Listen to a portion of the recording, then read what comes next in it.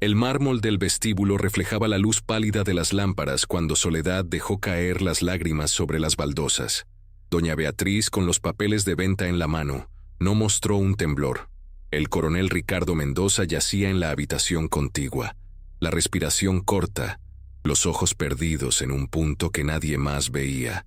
Había caído enfermo días atrás. Los médicos hablaban de fiebre, pero en la casa se escuchaban otras conversaciones, más silenciosas, más peligrosas.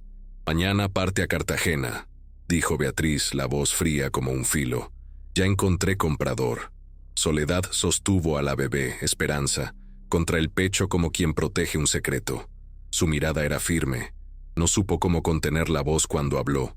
«Señora, por favor, la niña necesita a su padre». Beatriz dejó caer los papeles sobre la mesa y los aplastó con la palma. «Esa bastarda no tiene padre», replicó, «y tú ya no tienes lugar en esta casa». Un silencio denso se apoderó del salón. Desde la alcoba, Ricardo intentó incorporarse y su mano buscó el hueco para tomar aire. «Beatriz, escucha», musitó con esfuerzo. «Déjala quedar. No la vendas». Ella volvió la cara como quien aparta una mosca. «¿Escuchar? ¿De veras crees que tus juramentos antiguos valen ahora?», dijo. «La honra de la familia no se cambia por apetitos ocultos». Soledad apoyó la frente contra la mejilla de la niña y recordó los días en que enseñaba a los muchachos bajo la ceiba. Versos, cuentas, cancioncillas que prendían en las manos pequeñas. Recordó las noches en que Ricardo le hablaba de libros y mapas, no de órdenes. Su voz se quebró. «Él me habló de libertad», dijo.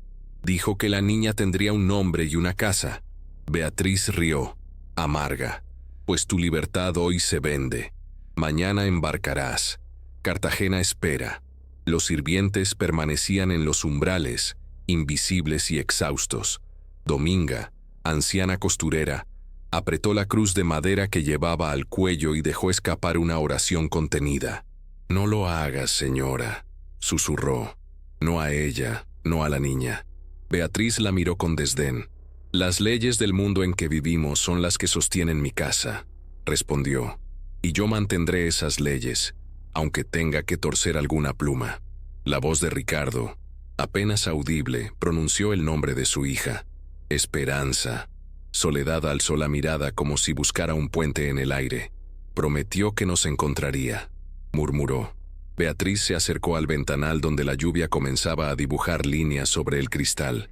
«Tu promesa no vale un papel si la casa se desbasta», dijo. «El mundo no es un poema, Soledad». Al salir, la mujer dejó los papeles encima de la mesa una última vez. Las iniciales del comprador aparecían en la esquina, limpias, firmes. Soledad respiró hondo, midiendo la noche. Antes de cruzar el umbral, se volvió. Sus palabras fueron como una semilla arrojada. «Esto no termina en un puerto. Si el corazón no olvida, la verdad tendrá su palabra». Beatriz no respondió. Cerró la puerta tras de ella como quien sepulta una posibilidad. En la habitación, Ricardo abrió los ojos con un hilo de fuerza. «No fue casualidad», dijo con voz rota. «No fue casualidad». El trueno partió la noche y la hacienda quedó bajo su propio ruido. Ladridos, viento, el rumor de botas que se acercaban a carromatos. El primer acto terminaba con la imagen de Soledad desvaneciéndose en la lluvia, Esperanza acunada contra su pecho y la carta de venta temblando sobre la mesa, asida por una mano que no perdonaba. La noche cerró filas. En el silencio nació la primera promesa de resistencia. Hola, amigas y amigos. Aquí está Carlos Mendoza, el narrador de Recuerdos de la Esclavitud. Hoy les voy a contar una historia que les va a llegar hasta el alma, una historia que no debemos olvidar jamás. Antes de empezar, no se olviden de suscribirse al canal y déjenme saber en los comentarios desde dónde nos están escuchando. Siempre me da mucho gusto saber qué tan lejos llegan estas historias tan importantes. Prepárense, porque esta historia nos va a tocar el corazón. Nueva Granada, 1845. El paraíso se alzaba sobre 2000 hectáreas de tierra negra y café, un mosaico de surcos que reflejaban la luz de la mañana. Desde la carretera se veía la casa grande, columnas, galería, ceiba al centro del patio. Para los forasteros era evidencia de prosperidad. Para quienes vivían dentro, era un conjunto de normas, contratos y silencios que mantenían el orden. El coronel Ricardo Mendoza era un hombre de 40 años, curtido por campañas y por decisiones que habían forjado su prestigio. Había heredado la hacienda de su padre y la administraba con mano firme. Capataces, contadores, trabajadores libres y 200 esclavos que cumplían con los ciclos de siembra y cosecha. Su matrimonio con doña Beatriz Salcedo fue desde el principio una alianza de familias. Ella aportaba redes, dinero y posiciones en el cabildo. Él, la figura militar necesaria para consolidarlas. Era un matrimonio que funcionaba como las cuentas de la hacienda, ordenado, efectivo y sin sentimentalismos. Soledad llegó a El Paraíso hace 3 años, traída desde Cartagena por recomendación de un comerciante que supo ver más allá de la piel. Era hija de madre criolla y padre español. En su sangre coexistían lenguajes, voces y una educación que había recibido a escondidas. Las monjas carmelitas habían enseñado a la niña a leer y escribir cuando nadie miraba. Esos alfabetos furtivos fueron su armadura. Tenía 23 años, manos diestras y ojos que retenían las preguntas. Doña Beatriz la observó en la casa con interés práctico. Soledad tenía el don de ordenar y explicar. Enseñaba con paciencia y sin espectáculo. La empleó como tutora para los hijos de los capataces y para niñas y niños de la servidumbre. La sala anexa a la cocina se convirtió en un aula, donde las lecciones eran también pequeñas puertas hacia otro mundo. Soledad no impartía solo letras. Enseñaba mapas, nociones de historia, ejercicios de geometría sencilla y, sobre todo, proponía preguntas que los jóvenes no oían en casa. Ricardo la vio por primera vez desde la biblioteca, curioso sobre la voz que congregaba a tantos niños bajo la ceiba. No fue una atracción sencilla, era la presencia de alguien que hablaba con fundamento, que respondía con paciencia y que no confundía respeto con servilismo. Sus visitas a la escuela comenzaron por motivos prácticos, revisar libros, donar textos, y se volvieron encuentros más largos, discusiones sobre educación, sobre la posibilidad de enseñar a quien la sociedad empeñaba a trabajos rudos, intercambios que no caían en flirteos sino en afinidad intelectual. La mirada de Soledad hacia Ricardo fue distinta de la de las demás mujeres de la casa. Ella lo veía como interlocutor, como hombre que preguntaba y escuchaba. No había en su trato la mezcla de temor y cálculo que acostumbraban a prodigar los criados. En las tardes de sombra, entre tinteros y diccionarios, ambos discutieron autores, ideas y la posibilidad de un futuro donde la educación no fuera privilegio. Ricardo, que había conocido la guerra y la política, descubrió en aquellos diálogos una lucidez que le faltaba en su entorno social. Con el tiempo, lo público y lo privado se entretejieron. Ricardo encargó arreglos para la pequeña escuela, bancos nuevos, tablas, unos pocos libros adquiridos en Bogotá. Soledad organizó grupos de lectura y talleres de aritmética. Los trabajadores, al principio incrédulos, vieron a sus hijos regresar con ojos distintos. Las cosechas no decayeron. Algunos afirmaron al revés que había mejor rendimiento cuando los menores tenían tarea. La escuela se convirtió en un nodo inesperado, un lugar donde el futuro se discutía con lápiz y tinta. Doña Beatriz, que vigilaba por las formas de la casa, notó los cambios. No fue inmediata su sospecha, fue un crescendo, la ausencia de su esposo en cenas de sociedad, el interés inusual en las cuentas de la hacienda, la risa que escuchaba en el patio hasta horas tardías. Aparentemente fría, su observación era afilada. Encontró en un pequeño cuaderno, dejado por descuido en la oficina, versos y notas donde figuraban frases que resonaban como desafío: la igualdad de los hombres, la dignidad del trabajo, la necesidad de educación para todos. No había firma, pero la letra era reconocible. Ricardo y Soledad mantuvieron discreción. No había escándalo en sus encuentros. Una lógica de tiempos prestados, complicidad y respeto. Pero la decisión de Ricardo tomó forma. Una vez convencido de la justicia de su intención, Gestionó, en la capital, los pasos para un proceso de manumisión y preparación legal para reconocer a la hija que Soledad llevaba en su vientre. Envió cartas, habló con un notario amigo, vendió, discretamente, una pequeña propiedad en Bogotá para reunir fondos que permitieran emprender un traslado a Panamá, lugar elegido por su amplitud de oportunidades y por la discreción necesaria. Soledad escuchaba y guardaba esperanzas. Sabía de riesgos. No era ingenua. Cada plan implicaba ruptura, con el orden social, con la familia de su maestro y con las expectativas del pueblo. Pero su resolución era clara: enseñar a los niños, salvar a su hija y hallar un espacio donde la mujer y la niña no fueran mercancía.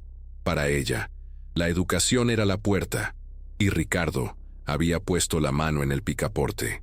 En el pueblo, las noticias comenzaron a murmurar.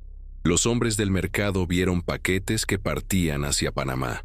Los notarios comentaron transferencias. El rumor encontró oídos y bocas que necesitaban confirmar el cambio. Para los terratenientes de la región, la sola posibilidad era escándalo. La libertad, en teoría proclamada por las guerras, era en la práctica un privilegio que pocos se permitían conceder. Beatriz no se precipitó. Preparó la calma. Su acción no nacería del grito, sino de la estrategia. Era consciente de cada riesgo, de la pérdida de prestigio, de la reacción de los socios y de la fractura pública que implicaría un divorcio y la marcha de su esposo, con quien era, por ley, una esclava. Tenía, sin embargo, todos los resortes que el mundo ofrecía: amistades en el cabildo, influencia sobre notarios y una receta que conocía bien para torcer voluntades. Mientras tanto, la escuela siguió su curso. Soledad enseñaba, contaba, pregonaba la dignidad con la misma voz con que corregía la caligrafía de los niños. Ricardo, por su parte, recogía papeles, pagaba cuentas y hacía gestiones que, guardadas en un cajón, parecían promesas firmes.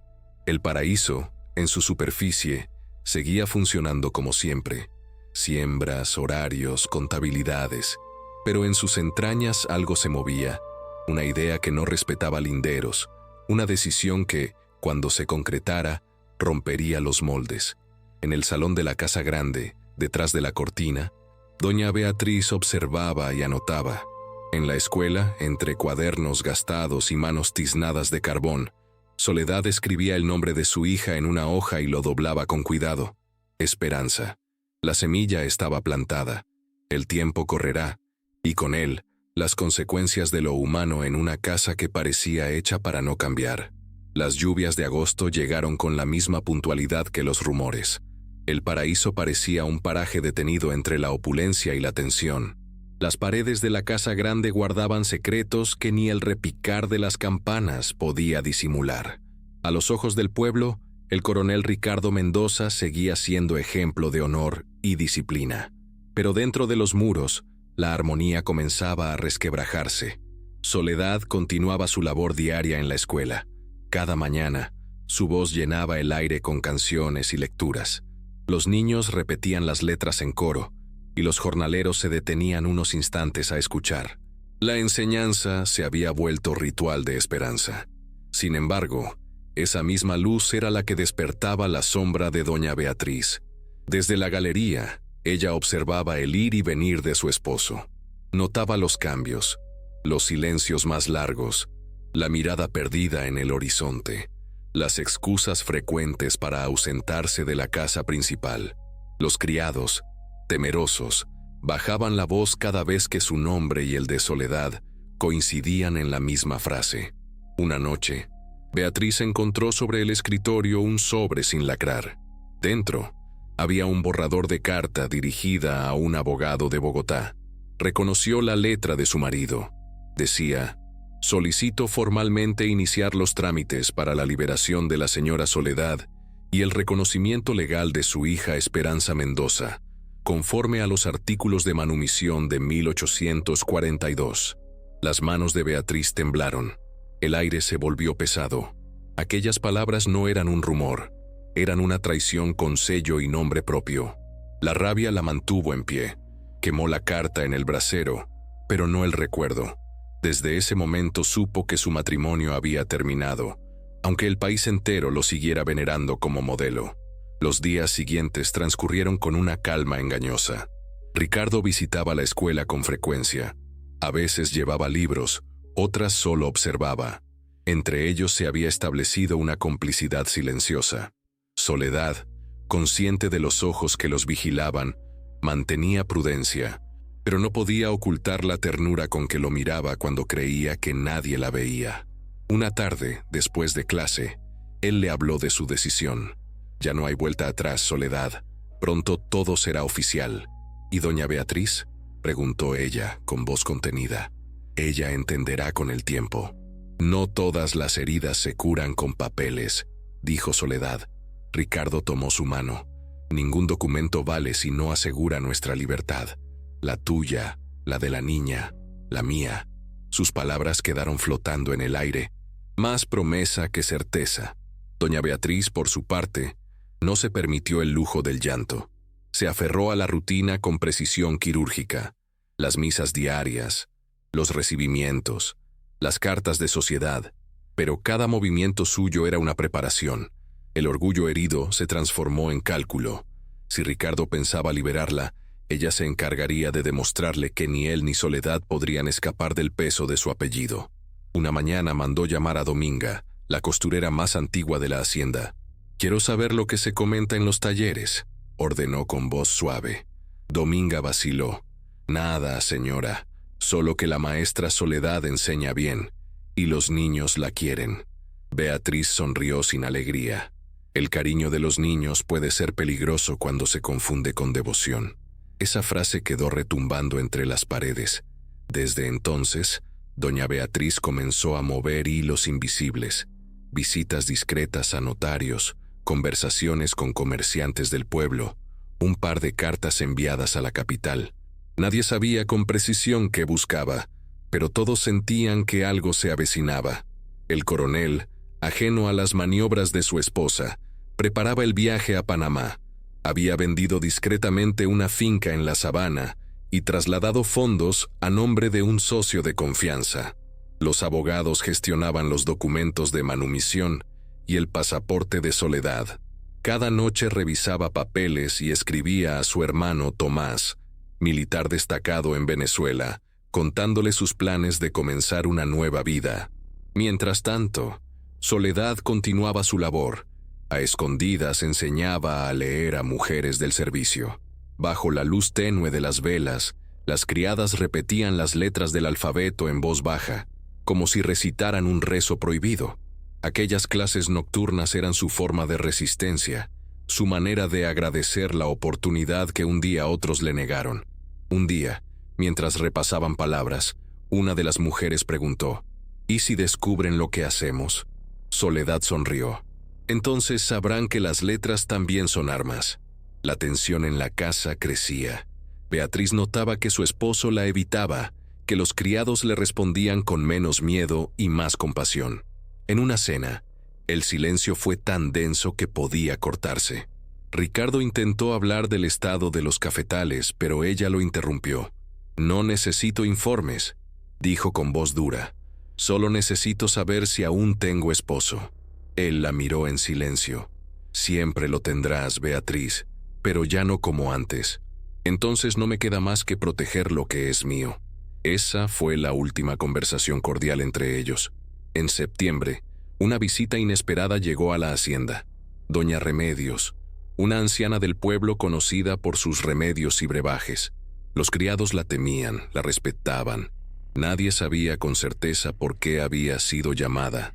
Doña Beatriz la recibió en el salón principal, a puerta cerrada. Cuando salió, llevaba un pequeño frasco de vidrio envuelto en un pañuelo. Esa noche, en la mesa, Ricardo bebió café como siempre. No notó el sabor amargo, ni el temblor leve en la mano de su esposa cuando le sirvió. Beatriz sonrió con calma. «¿Te sientes mejor, Ricardo?», preguntó. «Cansado, pero bien», respondió él. Soledad, desde la ventana de la escuela, lo vio pasar camino al despacho. Algo en su paso le pareció distinto. No podía saber que el veneno ya estaba obrando su efecto. lento, invisible, irreversible. Los días siguientes trajeron fiebre y confusión. Los médicos diagnosticaron paludismo. Beatriz se mostró solícita, atenta, incansable. Ordenó medicinas, vigiló la cama, fingió ser esposa abnegada. Soledad apenas podía acercarse. Cada intento suyo por ayudar era rechazado con frialdad. Una tarde, Dominga le llevó una nota escrita con letra apresurada. «No te preocupes, mi amor. Cuando recupere fuerzas, todo estará listo». Soledad guardó el papel en su pecho y siguió enseñando, con la esperanza de que el milagro llegara antes que la desgracia. Pero en los pasillos, los murmullos crecían. Algunos decían que el coronel había sido embrujado, otros que su enfermedad era castigo divino. Solo Beatriz sabía la verdad, y en su mirada se mezclaban la victoria y el vacío. El paraíso seguía funcionando. El molino giraba, los niños recitaban, las campanas llamaban a misa, pero el equilibrio se había roto para siempre. El amanecer llegó cargado de presagios. En el paraíso, el aire era espeso. Los pájaros callaban antes del primer toque de campana. La enfermedad del coronel ya no era rumor, era evidencia. En los corredores se hablaba de su delirio, de las noches en que llamaba a Soledad por su nombre, de las órdenes contradictorias que salían de sus labios febriles. Doña Beatriz se encargaba de que la casa funcionara con normalidad. Caminaba entre los sirvientes con su serenidad acostumbrada, la misma que escondía la vigilancia constante. Había prohibido las visitas a la habitación del coronel, excepto la del médico y la suya propia. Los criados obedecían, aunque sabían que algo no estaba bien. Soledad no podía dormir. Desde la ventana de la escuela, veía las luces encendidas en el cuarto principal hasta altas horas. Oía voces, pasos, el tintineo de frascos. Cada sonido era una daga. Esperanza, la niña, dormía tranquila, ajena al peso de los secretos que la rodeaban. Una tarde, Soledad se presentó ante Beatriz en el corredor central. Su voz tembló, pero no su postura. «Señora, déjeme verlo. Él me necesita». Beatriz no levantó la mirada del rosario que deslizaba entre los dedos. «El coronel está bajo mi cuidado», respondió con calma. «Tú cuida a la niña.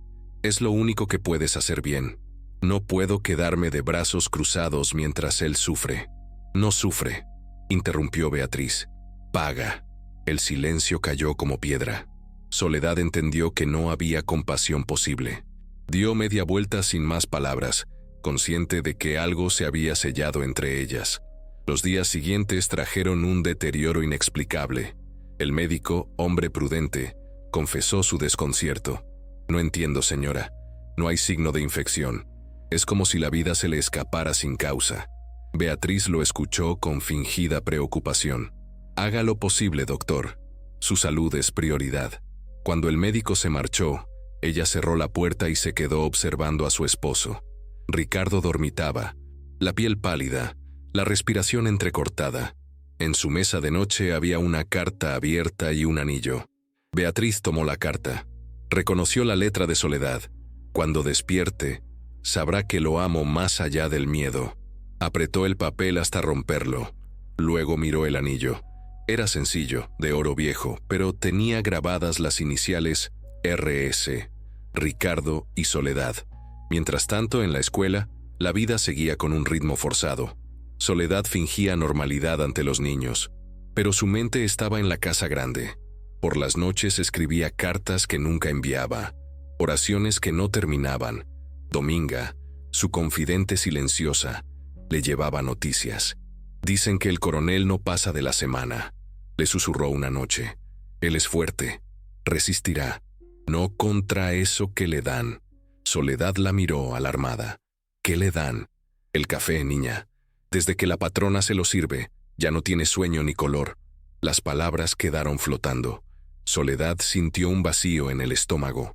El jueves siguiente, un funcionario del cabildo llegó con documentos sellados. Los entregó en manos de doña Beatriz, quien firmó sin titubear. En la portada se leía: «Revocación del proceso de manumisión de la esclava Soledad y cesión de custodia de su hija a la Casa de Beneficencia de Cartagena». La firma del coronel aparecía al pie. Nadie, salvo Beatriz, sabía que era falsa. Por la tarde, los criados comenzaron a murmurar que Soledad y su hija serían enviadas lejos. Ella lo supo de labios de Dominga, que entró a su cuarto con lágrimas contenidas. «Van a sacarte mañana, Soledad, a ti y a la niña». «¿Quién lo ordenó?» «La señora. Dice que el coronel firmó». «Eso es mentira. En esta casa las mentiras tienen sello y testigos». Soledad abrazó a su hija.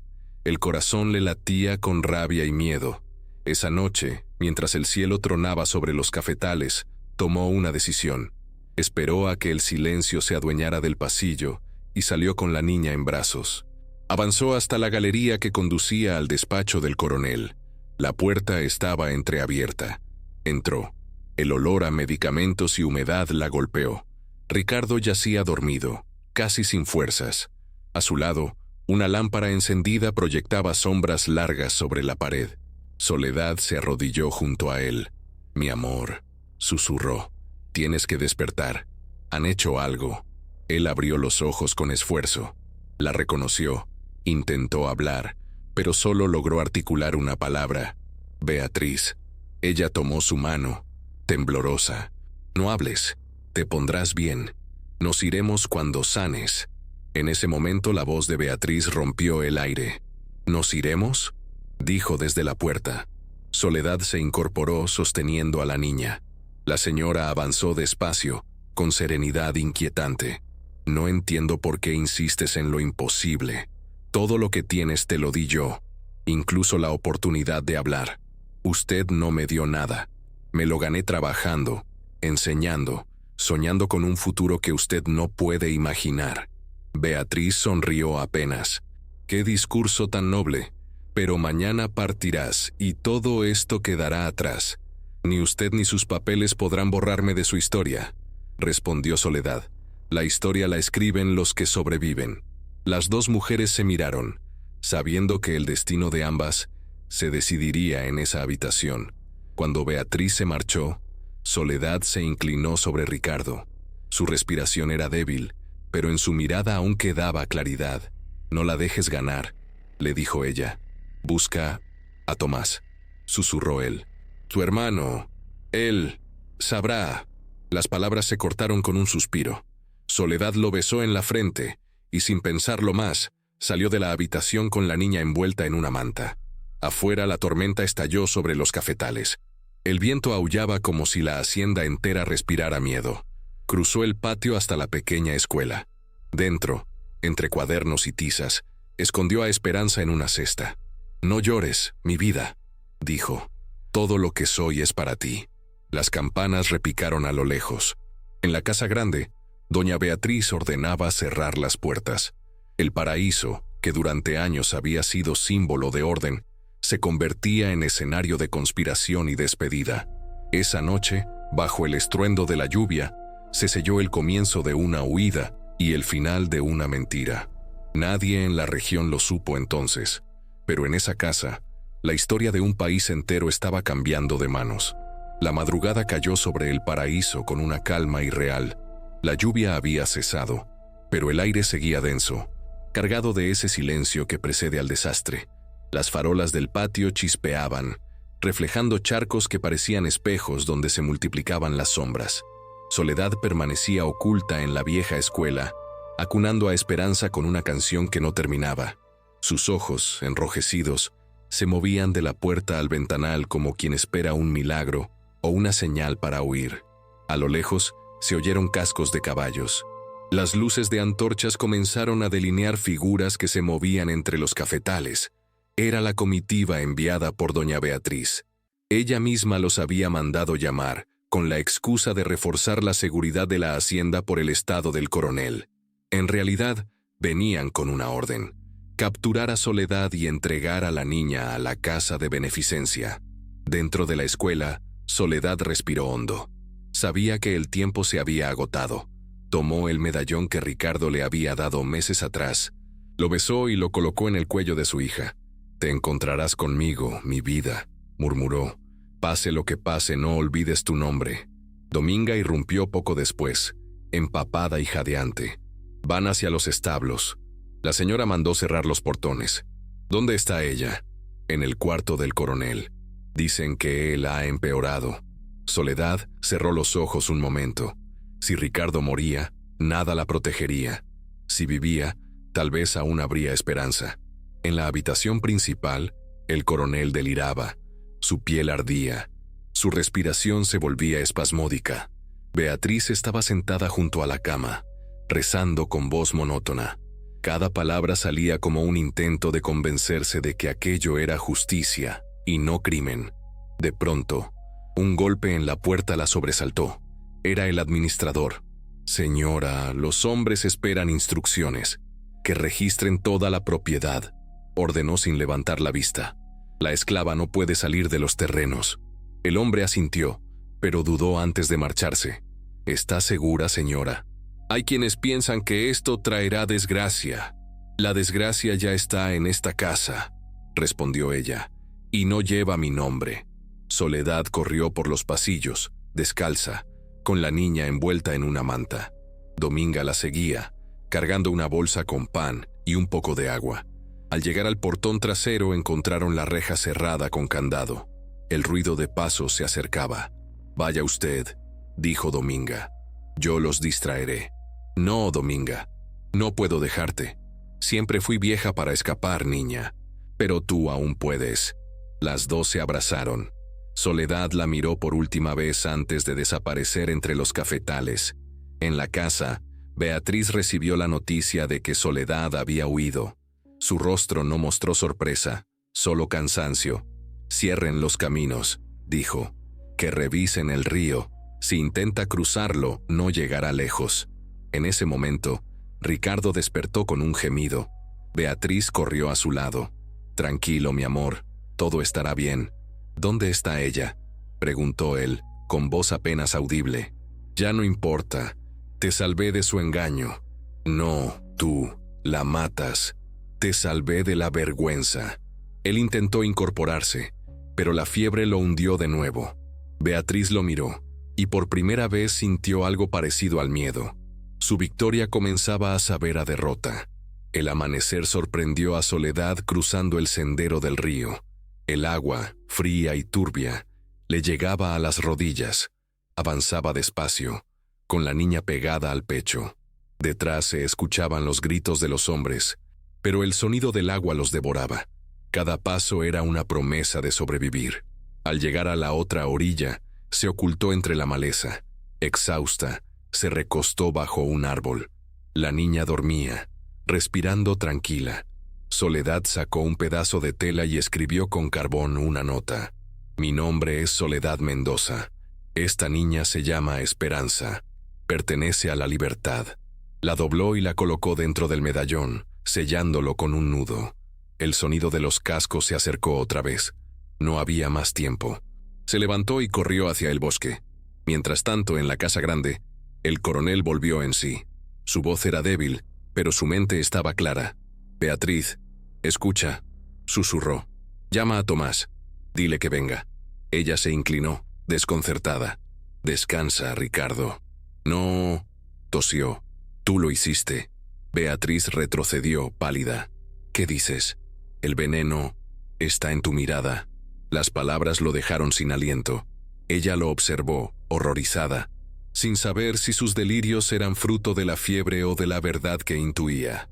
Los hombres regresaron al anochecer. Traían consigo un trozo de manta y un medallón dorado. «La encontramos cerca del río», dijo el capataz. «El resto se lo llevó la corriente». Beatriz tomó el medallón y lo abrió. Dentro, el papel húmedo mostraba letras apenas legibles. «Pertenece a la libertad». Lo cerró con fuerza. Por un instante, el orgullo se quebró.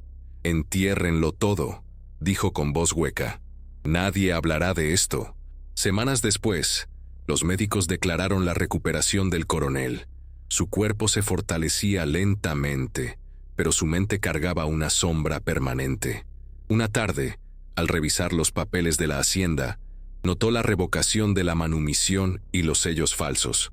La firma era suya, pero no recordaba haberla hecho. Mandó llamar al notario. «¿Cuándo firmé esto?» El hombre titubeó. «Hace un mes, coronel». Su esposa presentó los documentos. Usted estaba enfermo. Y nadie lo cuestionó. Era doña Beatriz. Señor, nadie se atreve a dudar de ella. Ricardo dejó caer la hoja y se llevó las manos al rostro.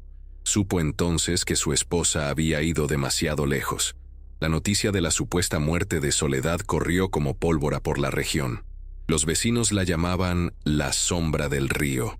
Algunos decían que su espíritu se aparecía en las noches de tormenta, buscando a su hija.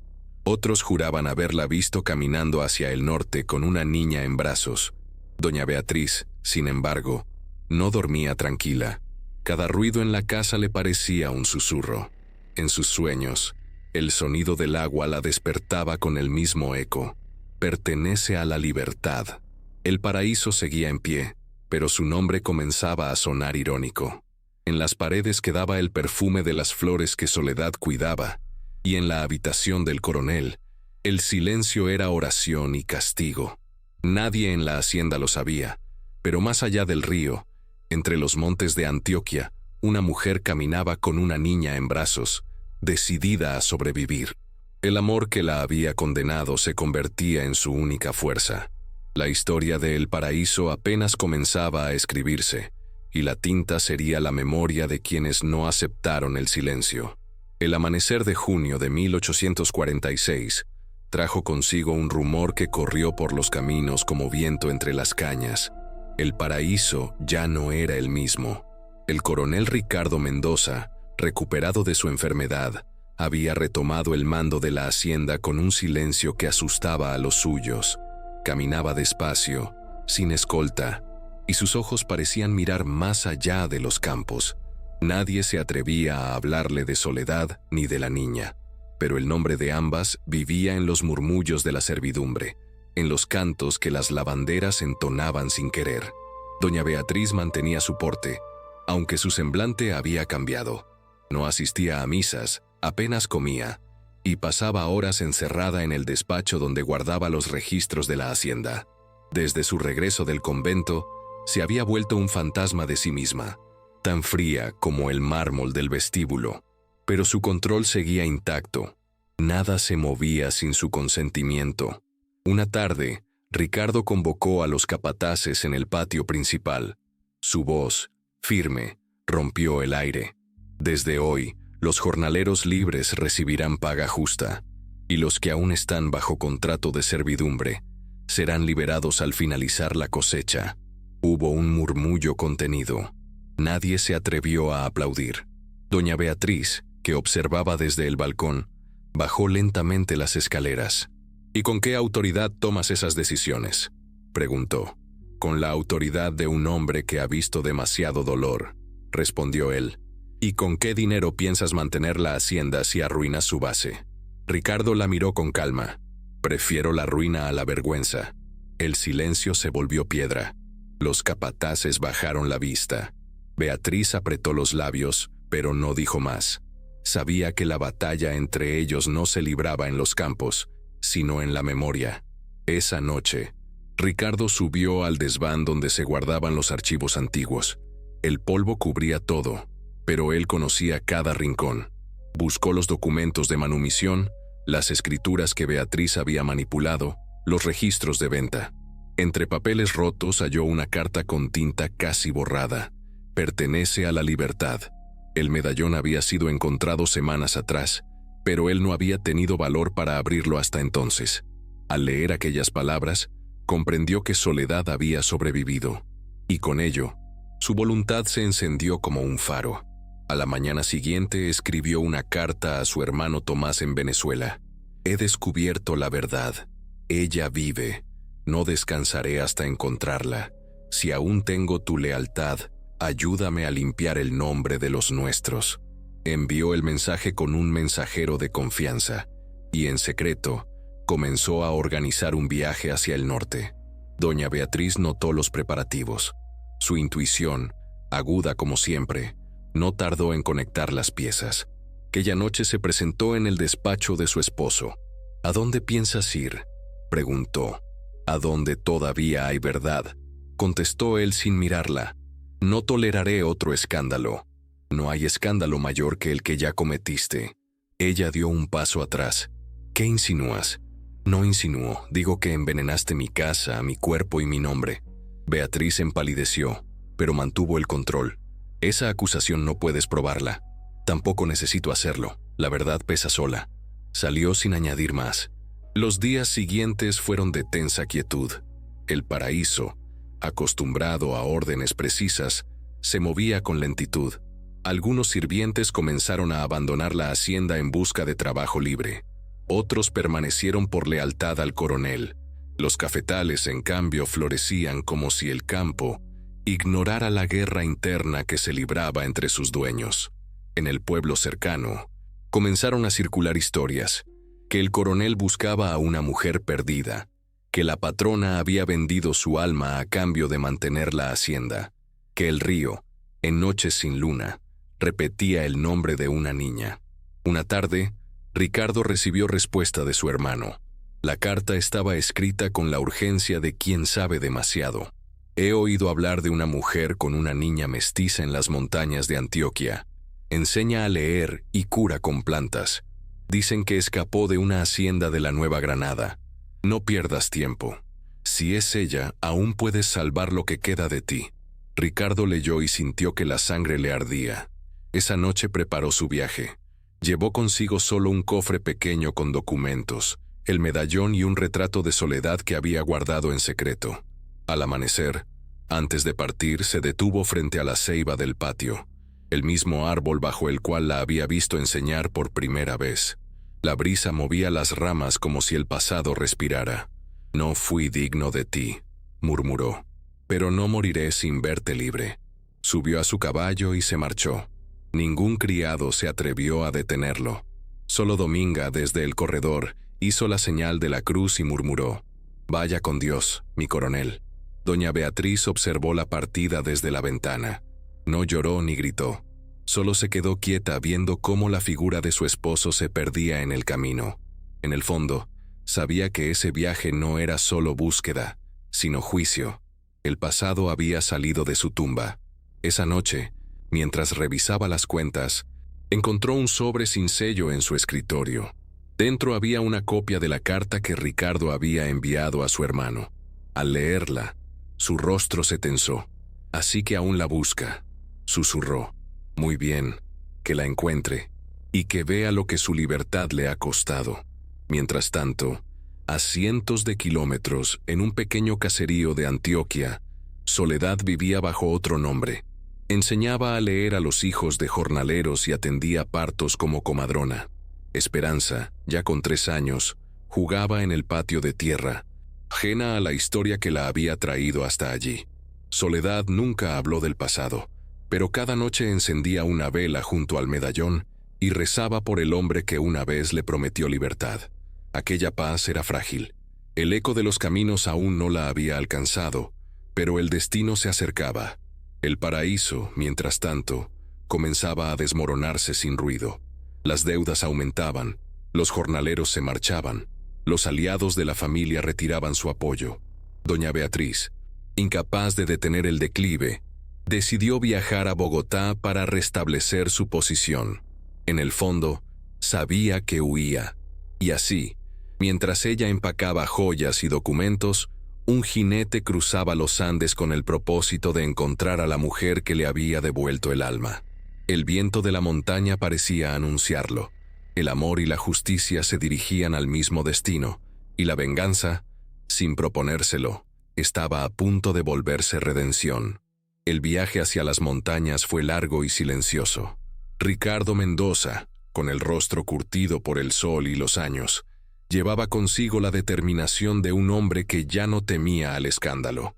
Había dejado atrás su fortuna, su apellido y la hacienda que una vez fue símbolo de su poder. Lo único que lo mantenía en pie era el recuerdo de Soledad y la certeza de que ella vivía. Atravesó caminos cubiertos de niebla, durmió en fondas humildes y en cada pueblo preguntó por una mujer con una niña mestiza. Algunos lo miraban con desconfianza, otros fingían no saber, pero en un caserío llamado San Jerónimo, un anciano lo detuvo. «La que busca enseña a los niños en la colina», dijo. «Vive en una casa de barro junto a un río pequeño. No tiene apellido, pero todos la llaman maestra. Ricardo apretó las riendas y siguió el camino. A medida que se acercaba, el sonido de las voces infantiles le llenaba los oídos. Al llegar, la vio. Soledad, vestida con una túnica sencilla, rodeada de niños que recitaban el alfabeto. En un rincón, una niña de cabello rizado jugaba con una muñeca de trapo. El corazón del coronel se detuvo un instante. No había olvido en sus ojos, solo el reconocimiento de lo que el tiempo no había podido destruir. Soledad lo vio, y por un segundo, la palabra que quiso decir se le quedó atrapada en la garganta. Los niños se quedaron en silencio. Ricardo desmontó del caballo y se acercó despacio. «Pensé que estabas muerta», dijo él. «Lo estuve por dentro», respondió ella, sin moverse. El viento sopló entre ellos como si la montaña misma contuviera la respiración. Esperanza, curiosa, se escondió tras la falda de su madre. «Ella es», empezó Ricardo. «Tu hija», completó Soledad, «y la razón por la que sigo viva». Ricardo cayó de rodillas. Las lágrimas, contenidas durante años, finalmente encontraron salida. Soledad lo observó, sin rencor, con la serenidad de quien ha aprendido que el perdón no siempre se pronuncia, a veces se respira. Durante días, el coronel permaneció en la aldea. No habló de la hacienda, ni de doña Beatriz, ni del pasado. Ayudaba en lo que podía. Arreglaba cercas, cargaba sacos de grano, escuchaba a los campesinos. Cada tarde se sentaba frente a la escuela y observaba cómo Soledad enseñaba a los niños con la misma dulzura que antes. Una noche, mientras la luna iluminaba el patio, Soledad se acercó con una taza de café. «Nunca pensé verte aquí», dijo. «Ni yo pensé sobrevivir a lo que dejé atrás». «¿Y ella?», preguntó sin mirar. «Beatriz sigue viva, pero ya no tiene alma que defender. El paraíso se derrumba sin ti». Soledad bajó la mirada. «No me alegra su ruina, solo lamento el daño que nos hizo». «Lo pagará», respondió él. «No, Ricardo, déjala a su destino. Su castigo es vivir con lo que hizo». Hubo un largo silencio. Luego, ella lo miró a los ojos. «Yo ya no soy la misma mujer, y yo ya no soy el mismo hombre». El eco de las palabras quedó flotando, como una confesión tardía. Semanas después, un mensajero llegó al caserío con una carta. Venía del hermano de Ricardo, Tomás Mendoza. El papel, manchado de polvo, traía noticias urgentes. Beatriz ha sido citada por las autoridades en Bogotá. El Consejo de Estado investiga sus acciones. Hay pruebas de falsificación y envenenamiento. Si regresas, podrás declarar. Pero si no lo haces, la historia quedará en manos de los que mienten. Ricardo guardó silencio mientras leía. Soledad lo observaba desde la distancia. «¿Qué harás?», preguntó ella. «Lo que deba, no por venganza, sino por verdad». Esa misma noche, mientras el fuego crepitaba, Ricardo tomó la mano de Soledad. «No quiero volver sin ti». Ella sonrió levemente. «Tienes que hacerlo. Si no limpias tu nombre, ella seguirá ganando». Ricardo asintió. «¿Y tú?». «Nosotras esperaremos. Pero si no regresas, sabré que al menos moriste siendo justo». El viaje de regreso fue distinto al de ida. Ya no lo guiaba la desesperación, sino una claridad implacable. Llevaba consigo una pequeña caja de madera. Dentro, el medallón, una carta escrita por Soledad y el dibujo que Esperanza había hecho para su padre. Al llegar a Bogotá, lo esperaba su hermano Tomás. Lo recibió con un abrazo que decía más que las palabras. «Te advertí que el amor podía ser guerra», dijo. «Y sin embargo, vine armado solo con la verdad». El juicio contra Beatriz se celebró en una sala pequeña del Cabildo. Los testigos eran criados, notarios, médicos. Ricardo habló sin odio. Relató los hechos, los documentos falsificados, la enfermedad inexplicable, la venta ilegal de Soledad y la niña. Mostró las pruebas. Cuando mencionó el medallón, la sala entera quedó en silencio. Beatriz, sentada frente a él, lo escuchó con el rostro sereno. No lo interrumpió. Solo cuando el juez pidió su defensa, habló. «Fui culpable de amor propio, no de crimen. Intenté salvar mi casa, no destruir una vida. Pero tal vez ambas cosas eran lo mismo. El juez dictó sentencia: confinamiento perpetuo en un convento de Popayán. Beatriz no lloró. Miró a Ricardo una última vez. «Aún así te amé», dijo en voz baja. «Y ese amor nos destruyó a todos», respondió él. Con la causa resuelta, Ricardo dejó atrás la ciudad. Llevaba consigo los papeles de restitución de Soledad y Esperanza, firmados por las autoridades. El viaje de regreso fue rápido, impulsado por la urgencia del reencuentro. Al llegar a San Jerónimo, encontró la escuela en plena clase. Los niños corrieron a su encuentro. Esperanza fue la primera en abrazarlo. Soledad lo miró con alivio, con esa mezcla de fe y certeza que solo tienen los que sobrevivieron al infortunio. Ricardo le entregó los documentos. «Ya somos libres», dijo con voz firme. Soledad los tomó con manos temblorosas. «Nunca fuimos esclavos, Ricardo. Solo nos hicieron creer que lo éramos». Esa noche, en la pequeña casa junto al río, el silencio fue distinto. No era el de la angustia, sino el del comienzo. Afuera, los grillos cantaban y la luna caía sobre las montañas como un manto de paz. Ricardo encendió una vela frente al medallón y dijo en voz baja: «Aquí termina la venganza y empieza la justicia». Soledad tomó su mano y la de su hija. Ninguno necesitó decir más. El pasado, por fin, había sido enterrado. Los días que siguieron fueron de calma y reconstrucción. La pequeña escuela de San Jerónimo, antes un refugio improvisado, se transformó en símbolo de una nueva vida. Los vecinos comenzaron a llevar madera, tejas, libros viejos. Soledad, con ayuda de Ricardo y de los campesinos, amplió el aula. Los niños acudían incluso desde pueblos lejanos, atraídos por la historia de la maestra que venció a los amos. Ricardo se integró al trabajo sin exigir respeto alguno. Araba la tierra, arreglaba herramientas, y cada tarde enseñaba a los muchachos mayores a escribir su nombre. La aldea, que había vivido siempre a la sombra de las grandes haciendas, empezó a entender que la libertad no era una palabra lejana, era algo que se podía construir con las manos. Esperanza crecía entre letras y canciones. Tenía el carácter de su madre y la mirada serena de su padre.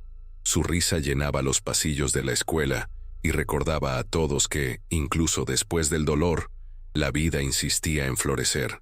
Un día llegó una carta con sello del gobierno. Ricardo la leyó con el ceño fruncido.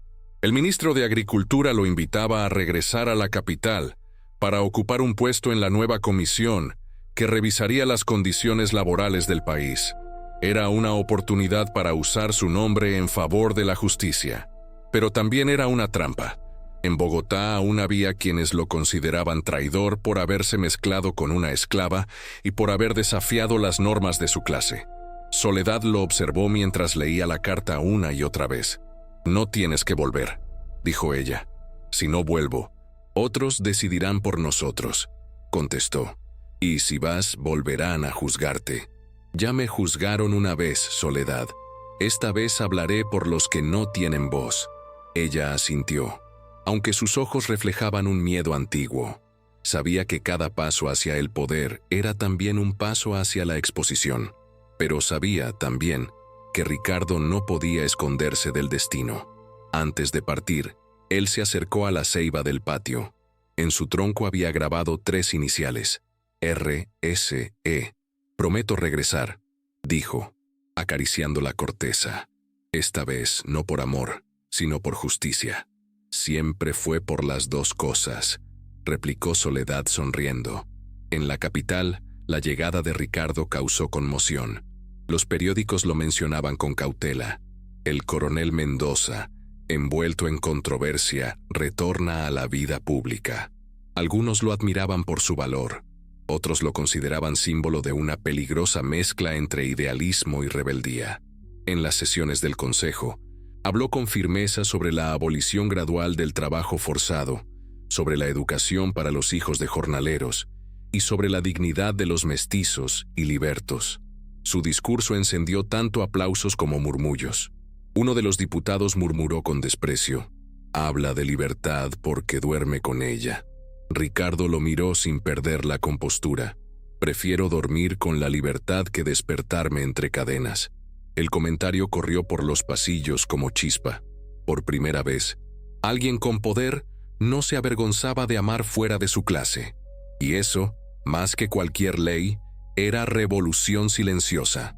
Mientras tanto, en San Jerónimo, la vida seguía su curso.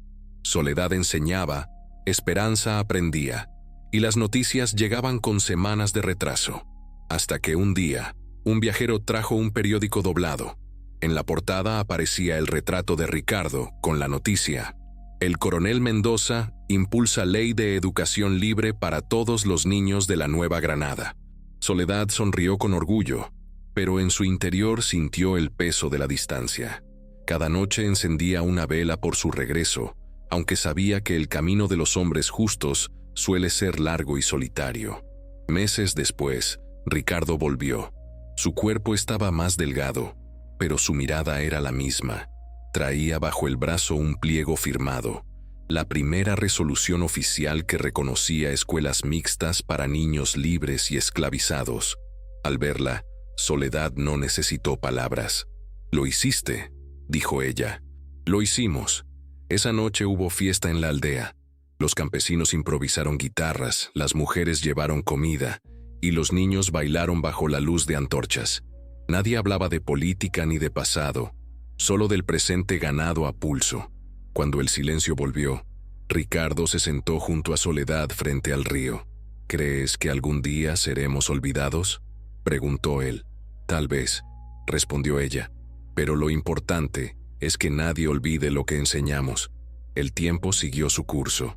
Las estaciones cambiaron, las fronteras políticas se movieron, y la esclavitud comenzó a disolverse lentamente en las leyes. En 1851, cuando la abolición fue proclamada en la Nueva Granada, Ricardo y Soledad celebraron encendiendo una hoguera frente a la escuela. Los niños, ya mayores, cantaron el himno que Soledad había escrito: «Nacimos sin dueño, morimos sin amo». Beatriz murió ese mismo año en su convento. Nadie reclamó su cuerpo. Las monjas escribieron en su registro una nota escueta: «Partió en paz, sin hablar». El eco de su nombre se apagó en el mismo silencio con que había regido su vida. Los años siguientes fueron de expansión. Ricardo y Soledad fundaron 3 escuelas más, todas con el mismo lema tallado en madera: «El saber libera». Esperanza, convertida en joven maestra, asumió la dirección de una de ellas. Su rostro, mezcla perfecta de ambos, inspiraba respeto y ternura. En una de sus clases, un niño levantó la mano y preguntó: «¿Por qué se llama Esperanza si ya somos libres?». Ella sonrió: «Porque siempre habrá alguien que aún no lo sea». Una tarde, cuando el sol se hundía tras las montañas, Ricardo sintió el peso de los años. Se sentó bajo la ceiba, ahora enorme, y observó cómo Soledad y los niños jugaban en el patio. La vida le había devuelto más de lo que había perdido. «Valió la pena», susurró. Soledad se acercó, tomó su mano y le respondió con la misma calma que había mostrado desde el principio: «Siempre vale la pena cuando la libertad se gana amando». El viento movió las hojas del árbol, y el sonido del río completó la escena. No había himnos ni banderas, solo la paz de quien ha cumplido su destino. Esa noche, mientras el fuego del hogar se apagaba lentamente, Ricardo escribió una última línea en su cuaderno de memorias: «La venganza nos separó, la justicia nos unió, y el amor nos hizo eternos». Cerró el libro y lo colocó sobre la mesa. Afuera, la luna iluminaba la escuela, el río y el árbol. Todo lo que alguna vez fue dolor se había convertido en memoria. Y así, en el corazón de las montañas de Antioquia, el nombre de Soledad Mendoza comenzó a escribirse no como el de una esclava redimida, sino como el de una mujer que transformó su herida en libertad. El rumor de la libertad viajó más rápido que los ejércitos. En los campos de la Nueva Granada, los esclavos comenzaron a pronunciar el nombre de El Paraíso, no como símbolo de dominación, sino como ejemplo de redención. La historia del coronel que desafió a su clase por amor a una esclava se esparció entre haciendas y pueblos, a veces como leyenda, a veces como advertencia. Pero en las montañas de Antioquia, donde el río cantaba con voz propia. Nadie necesitaba recordarlo. Allí, la historia respiraba viva. Soledad Mendoza dirigía la escuela con el temple de una mujer que conoció el dolor y lo convirtió en enseñanza. Ya no era la maestra mestiza, sino la señora Soledad, respetada por todos. Sus alumnos, hijos de campesinos y antiguos jornaleros, sabían leer, escribir y discutir sobre justicia. Había logrado lo que muchos consideraban imposible: enseñar sin miedo. Ricardo, ya envejecido, caminaba cada mañana hasta el aula, aunque sus pasos eran lentos. Se sentaba junto a la ventana y observaba a los niños recitar en voz alta. El sonido de las letras lo llenaba de una calma que no había conocido ni en la guerra ni en la hacienda. Cuando alguno de los muchachos se trababa, él sonreía y decía: «No se apresuren. La libertad también se aprende despacio». Esperanza, su hija, ahora de 20 años, era maestra y curandera. Había heredado la dulzura de su madre y la determinación de su padre. Cada tarde recorría las casas del valle, enseñando a las mujeres a leer y a cuidar a sus hijos. Algunos aún la miraban con recelo, recordando su origen. Otros la veían como promesa de un futuro distinto. Una tarde, llegaron visitantes inesperados. Eran 2 funcionarios enviados desde Bogotá con papeles oficiales y sellos dorados. Ricardo los recibió en el patio, sentado bajo la ceiba. «Coronel Mendoza», dijo el más joven, «el gobierno desea otorgarle reconocimiento por sus servicios y su contribución a la educación rural». Ricardo alzó la mirada, cansada pero firme. «No me deben nada. Lo que hice fue limpiar mi conciencia, no buscar premios». «Aún así», intervino el segundo, un hombre mayor, «su nombre será recordado. Su testimonio ha sido incluido en el acta de la abolición definitiva». Soledad salió de la escuela con las manos manchadas de tiza. Escuchó las palabras con una mezcla de gratitud y melancolía. «La libertad no necesita monumentos», dijo. «Se honra viviendo con dignidad». Los funcionarios asintieron, impresionados por la calma de la mujer. Antes de marcharse, uno de ellos dejó sobre la mesa un sobre cerrado. Contenía una invitación a la ceremonia de Bogotá y un retrato grabado de Ricardo y Soledad, hecho por un artista anónimo. Esa noche, los 3 lo contemplaron bajo la luz de la lámpara. Esperanza pasó los dedos sobre los rostros dibujados y dijo: «Ahora nadie podrá decir que no existimos». Días después, la noticia llegó al valle. Doña Beatriz Salcedo había muerto en su celda del convento de Popayán. Las monjas dijeron que sus últimas palabras fueron una oración por los que dañó. Soledad escuchó la noticia en silencio. No sonrió ni lloró. Solo encendió una vela. «Que el alma encuentre descanso», susurró. Ricardo la miró con ternura. «Ni siquiera ahora la odias». «No, la compasión pesa menos que el rencor». El eco de aquella frase acompañó a Ricardo durante días. Entendió entonces que la venganza que un día lo sostuvo había muerto hacía mucho. Lo que quedaba era otra cosa: la certeza de haber elegido el camino correcto. El tiempo siguió su curso. El paraíso fue vendido al Estado y convertido en escuela agrícola. Muchos de los antiguos trabajadores regresaron, ya libres, para aprender oficios. Los muros que una vez escucharon gritos ahora resonaban con risas y lecciones. En la entrada principal, una placa de hierro decía: «Donde hubo cadenas, hoy florece el conocimiento». Ricardo viajó hasta allí acompañado de Soledad y Esperanza. Al recorrer los corredores, sintió que el aire era distinto. Las sombras del pasado se habían disuelto. Una niña le tomó la mano y le preguntó: «¿Usted fue el dueño de esta hacienda?». Él sonrió. «No, pequeña. Fui su prisionero por un tiempo». «Y ella», dijo señalando a Soledad. «Ella fue quien me liberó». Las risas llenaron el patio. Soledad caminó hasta la ceiba vieja, la misma que había presenciado su dolor, y colocó una ofrenda de flores.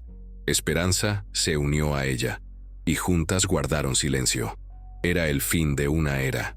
Esa noche, acamparon junto al río. El fuego iluminaba sus rostros, y las cigarras marcaban el ritmo de la memoria. Ricardo miró el cielo y recordó el día en que la conoció, bajo aquella ceiba, enseñando a los niños con una paciencia que desarmaba. Si pudiera volver atrás, dijo, haría todo igual, incluso el dolor.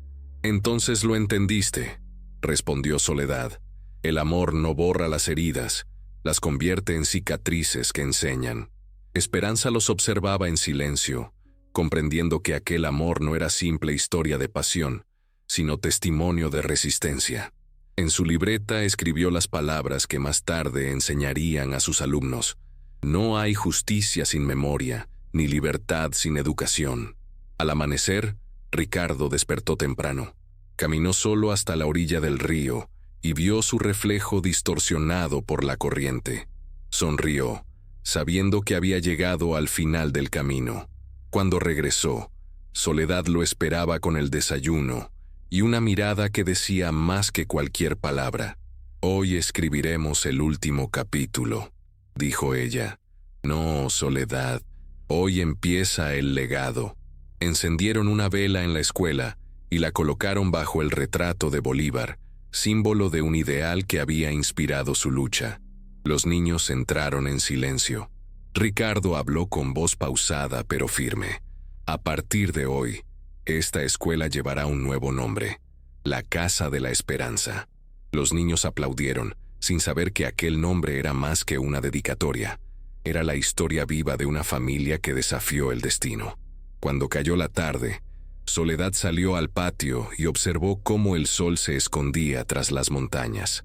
A su lado, Ricardo respiraba con dificultad, pero con una paz que nunca antes había tenido. Esperanza se acercó y tomó su mano. «Papá, ¿estás bien?» «Sí, hija, por fin lo estoy». El viento sopló suave, moviendo las hojas de la ceiba. Soledad lo miró sabiendo que ese instante quedaría grabado para siempre. El hombre que un día fue amo, la mujer que fue esclava, y la hija que nació libre. En la quietud de la montaña, el eco del río parecía repetir sus nombres, como si la naturaleza misma quisiera escribirlos en su memoria. Y mientras la noche caía sobre el paraíso renacido, una nueva promesa se encendía, la de un mundo donde las hijas de Soledad nunca volverían a ser vendidas ni silenciadas. La noche cayó sobre las montañas con una serenidad extraña, casi solemne. El aire olía a tierra mojada y café recién tostado. En la escuela, las lámparas de aceite seguían encendidas. Los niños dormían, pero Soledad permanecía despierta, escribiendo. Frente a ella, Ricardo descansaba en una silla de madera, cubierto con una manta. Su respiración era lenta, pero su semblante tranquilo. En la mesa había un cuaderno abierto.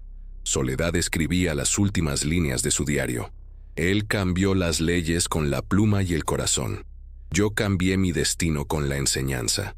Juntos, sembramos la libertad. El sonido del río acompañaba cada trazo. Esperanza entró sin hacer ruido, llevando una vela. «Mamá, no vas a dormir. Cuando se escribe para que otros recuerden, no se duerme, hija. Se vela». Esperanza se sentó a su lado. «Papá no se siente bien». Soledad asintió con calma. «Él lo sabe. Todos los caminos, incluso los de los libres, terminan donde empieza la memoria». Esa madrugada, Ricardo despertó y pidió ver el amanecer. Soledad lo ayudó a salir al patio. La bruma cubría el valle y los primeros rayos de sol pintaban las montañas de oro. El coronel, ya frágil, se sostuvo con esfuerzo. «Nunca imaginé morir viendo esto», dijo. «Sin armas, sin uniforme, sin miedo. Así debía ser», respondió ella. «¿Y tú? ¿Qué harás cuando ya no esté?» «Seguiré enseñando. Es lo único que sé hacer». Ricardo sonrió, con la ternura de un hombre reconciliado con su pasado. «Entonces seguirás viva en cada niño que aprenda a escribir su nombre». Ella le tomó la mano y se la llevó al pecho. «Y tú, en cada uno que aprenda a luchar sin odio». El sol ascendía cuando el coronel cerró los ojos, dejando escapar el último suspiro con un gesto sereno. Soledad lo sostuvo, sin lágrimas, como quien acompaña a un viajero que parte hacia casa. La noticia de su muerte se esparció pronto por la región. Campesinos, maestros y antiguos trabajadores llegaron desde lejos para despedirlo. No hubo ataúd de lujo ni discursos políticos, solo una caja de madera sencilla, una bandera doblada y una multitud que cantó en silencio. El cortejo avanzó hacia la ceiba, el árbol donde comenzó su historia. Soledad caminaba detrás, sosteniendo a Esperanza del brazo. En el aire se escuchaban susurros. Ese hombre cambió el destino de los suyos, y ella cambió el destino de todos. Al llegar al árbol, Soledad colocó el medallón sobre la tumba. No dijo palabras, solo apoyó la frente en la madera y murmuró algo que nadie entendió del todo. Esperanza se arrodilló junto a ella. «¿Qué dijiste, mamá?» Le recordé que la libertad también se gana muriendo de pie. Los meses siguientes fueron duros. La ausencia de Ricardo se sentía en cada rincón, pero la escuela no se detuvo. Soledad continuó su labor con más fuerza que nunca. Enseñaba historia, lectura y también memoria. Contaba a los niños la historia del hombre que se atrevió a amar y de la mujer que convirtió su amor en escuela. Esperanza, ya maestra principal, viajó por las aldeas cercanas fundando nuevas aulas. Llevaba consigo los cuadernos de su madre y los escritos de su padre. En cada escuela levantaba una cruz de madera con la misma inscripción. Donde hubo cadenas, floreció la palabra. En 1886, cuando el gobierno proclamó oficialmente la abolición total de la esclavitud en Colombia, Soledad ya tenía más de 60 años. Los periódicos de Bogotá mencionaron su nombre como la precursora silenciosa. Una delegación llegó desde la capital para entregar una medalla en su honor. El ministro, con tono solemne, dijo frente a la multitud del pueblo: «Sin el valor de quienes transformaron su dolor en enseñanza, la libertad sería palabra vacía. Señora Soledad Mendoza, en nombre de la República, le agradecemos haber hecho de la educación el camino hacia la justicia». Ella aceptó el reconocimiento sin vanidad. «No me agradezcan a mí», dijo. «Agradezcan a los que murieron sin voz para que hoy podamos hablar». El aplauso que siguió fue largo, sincero. Muchos lloraron sin saber por qué. Quizá porque en su rostro se reflejaba todo lo que una nación había sufrido y aprendido. Esa noche, al regresar a su casa, Soledad encendió una vela frente al retrato de Ricardo. «¿Lo oíste, amor?», susurró. «Ganamos, pero lo hicimos enseñando, no vengándonos». Esperanza entró y la abrazó. «Tu historia nunca morirá, mamá. Entonces la libertad está a salvo». Las dos se quedaron mirando el fuego hasta que la vela se consumió. Los años siguieron su curso. Soledad murió en 1890, rodeada de sus alumnos y de su hija. Fue enterrada junto al río, al lado del coronel. La escuela se convirtió en centro de formación para maestros rurales y adoptó oficialmente su nombre: Escuela Nacional Soledad Mendoza. Esperanza continuó su legado durante décadas. Se convirtió en una de las primeras mujeres en dirigir un colegio público en Panamá, y su trabajo inspiró a generaciones de educadores. En cada aula, contaba la historia de sus padres no como un romance trágico, sino como ejemplo de coraje moral. «Mi madre me enseñó que el conocimiento no pide permiso», decía. «Mi padre me enseñó que la verdad no necesita gritar para ser oída». A inicios del siglo XX, un periodista inglés visitó la región para escribir sobre la abolición y sus héroes anónimos. En la antigua hacienda El Paraíso, ahora escuela agrícola, encontró una sala dedicada a Ricardo y Soledad.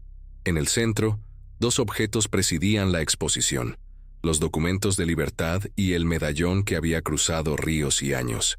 En la pared, una frase tallada resumía todo: «El amor los hizo rebeldes, la justicia los hizo eternos».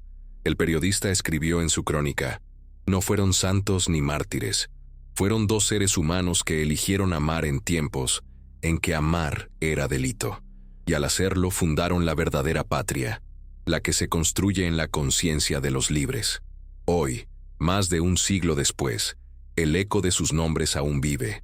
En la entrada de la vieja escuela se lee la inscripción que Esperanza mandó colocar antes de morir: «Aquí enseñaron dos que se amaron contra la ley. Aquí aprendieron miles a desafiarla por justicia». Cada año, el 25 de abril, fecha del destierro de Soledad, los niños del pueblo depositan flores en el río. Los maestros cuentan la historia de la mujer que convirtió la esclavitud en sabiduría y del hombre que cambió su espada por una pluma. Y cuando el viento sopla entre las ceibas, los más viejos dicen escuchar sus voces, la de Ricardo firme como siempre, y la de Soledad suave pero inquebrantable.